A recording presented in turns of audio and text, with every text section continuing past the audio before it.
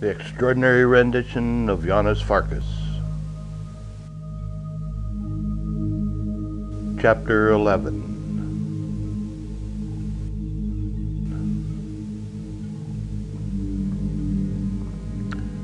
The reality was worse than the nightmares of imagination. The smell horrific, the light pale and yellow and weak, slipping under the door and sneaking through a barred window that was only big enough to let a guard look through and make sure the occupant hadn't beaten the odds and killed himself. The first night every prisoner stays there, sleep is hard come by, and when it does come, they wake up each hour hoping, praying that the nightmare is over, a shattered dream. But the nightmare is reality, and eyes open or shut, it is the same. Janos pulled his knees up, fetus-like, trying to get the blanket both over and under him. Shivering and aching, he stretched out to try and give some relief to the pain, where the chain dug into his back when he'd been tossed to the ground. Something brushed his foot, and he looked down. Backlit by the shaft of light from under the door was a rat, half the size of a cat, casting a shadow twice the size of a dog. He kicked at it, and the big rat magically disappeared under the door's impossibly small slit. The residue of the drugs made his head ache, and he pushed against the temple to quell the throb, wondering what it would be like to die, and if a person could will himself into death. Death was something he had known all his life. The artillery shells in Sarajevo had not been selective. The lucky lived and the unlucky died. Or maybe it was vice versa. His first killing was the shovel to the head of the Serb who was raping his sister. And then came the killings in cold blood. His acting ability got him a part in a play more important than any being staged by his fellow actors at the Sarajevo War Theater.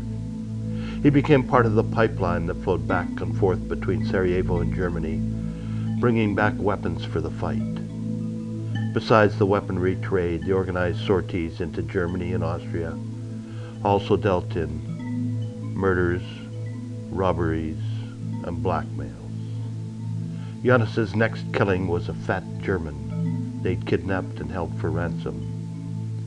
When the ransom money was paid, the fat German was shot, and the money was used to buy arms from another fat German. But this was not the sole defining moment in Janos's life. Equally important was a young Saudi of note. Mujahideen fighters from all over the Muslim world had come to fight jihad against the infidel Serbs. With them came money.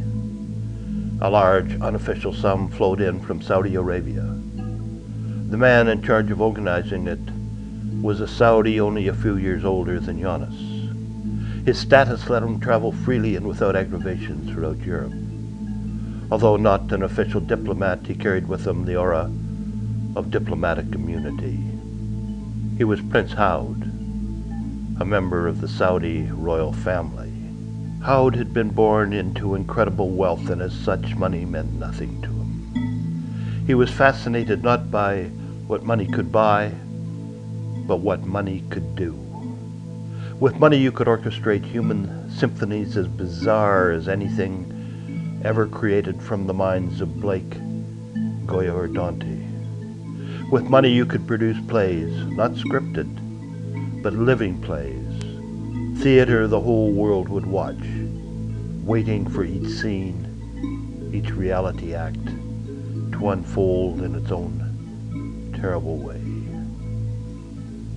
It was this desire for producing on the big stage that led him to want to see firsthand the stage in Sarajevo, the stage of terror and destruction. Janos was part of the group that smuggled him in via the pipeline from Berlin to Bosnia. Janos had no idea who it was he was smuggling, only that whoever it was, he was important. To swell his own importance, Janos exaggerated his acting experience and the roles he sometimes played at the Sarajevo War Theater. Into their conversations, he would inject lines and sometimes whole soliloquies from Shakespeare. He would turn from Hamlet to Lear to Romeo, and then break into a smile as Howard sometimes completed the soliloquy for him. In those few days they became confidants. A noise in the corridor caused Janos to rise to his feet. Standing slightly back, he peered through the small barred window. A guard was opening the cell in the corner diagonally across from him. A prisoner emerged.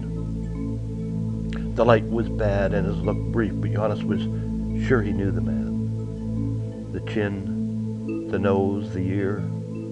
Or was he sure? It takes no more than an instant for the mind to fool itself and grasp at false straws of hope.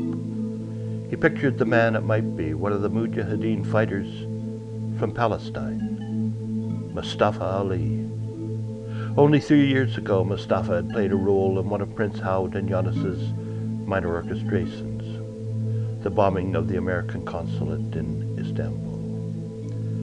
The chance that it was Mustafa was desperate and unlikely, a conjuring of the mind's desire for survival. But one man escaping the clutches of far Philistine was hopeless. Two, a faint possibility. There was another sound outside. He heard a key in the lock of his own door. The door swung open, and the pale light flooding in caused him to shade his eyes. A silhouetted figure moved towards Janos, and his eyes focused, he saw the prisoner from the other cell pass him and replace his shit bottle with another one that was equally filthy. In the closeness of the cell, the man passed back by him, and their faces were no more than inches apart. For the briefest of seconds their eyes met, but dared not connect. The moment of recognition was so sharp, so sure, so intense that their eyes darted away from each other like illicit lovers' eyes deflecting at a family gathering. When Mustafa cleared the door, the guard handed him a food tray, and he placed it on the floor of Janos's grave. He still had the shit bottle in his other hand. That's the end of chapter 11. Tomorrow, chapter 12.